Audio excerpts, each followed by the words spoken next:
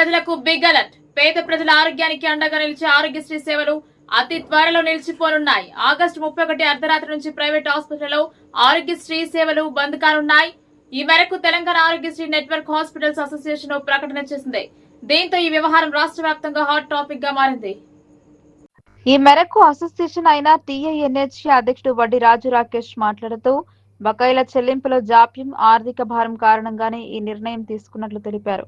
జనవరిలో ప్రభుత్వం ఇచ్చిన హామీ మేరకు వెంటనే 1300 కోట్ల రూపాయల నుండి 1400 కోట్ల రూపాయల బకాయిలను విడుదల చేయాలని డిమాండ్ చేశారు.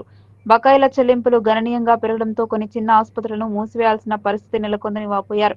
గత జనవరిలో ప్రభుత్వం 4 నుండి 5 నెలల్లో బకాయిలను చెల్లిస్తామని హామీ ఇచ్చిందని 6 నెలలు గడిచిన అమలుకు నోచుకోలేదని ఆవేదన వ్యక్తం చేశారు. రాష్ట్ర వ్యాప్తంగా 471 ప్రైవేట్ నెట్వర్క్ ఆసుపత్రులు ఉన్నాయని 1300 రూపాయలు మరి వాపరే టేక్ తీసుకో ఇప్పుడు రాష్ట్ర వ్యాప్తంగా 471 ప్రైవేట్ నెట్వర్క్ ఆసుపత్రులు ఉన్నాయని 1300 కోట్ల రూపాయల నుంచి 1400 కోట్ల రూపాయల బకాయిలు ఉన్నట్టు తెలిసింది. బకాయిలు వెంటనే చెల్లింపులు చేయాలని, ఆరోగ్యశ్రీ ప్యాకేజీలలో సవరణ చేయాలని టీఐఎన్హెచ్ డిమాండ్ చేస్తుంది. ఆర్థిక భారాన్ని భరించలేక వైద్యులకు జీతాలు కూడా ఇవ్వలేకపోతున్నామని అంటున్నారు.